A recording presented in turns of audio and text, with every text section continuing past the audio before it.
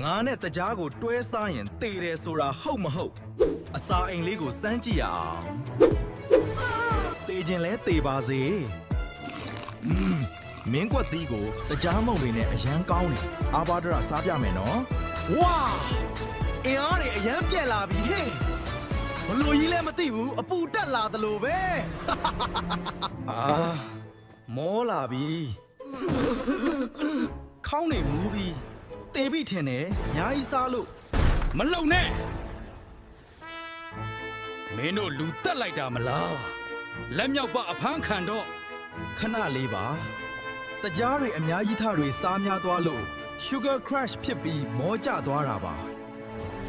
မင်းကွက်သီးကဆေးဖက်ဝင်ပါတယ်ဒါပေမဲ့တကြားနဲ့တွဲစားရင်သွေးတွင်းတကြားတက်စောင့်တက်ပြီးအန်ဒရယ်ရှိပါတယ်ဒါကြောင့်စားလဲအတော်အသင့်ပဲကောင်းပါတယ်ငါကကျမ်းမာရေးနဲ့ညီညွတ်ပါတယ်တကြားသာရှော့စားကြပါ AI Veggie Lab ကို follow လုပ်ထားပါဦး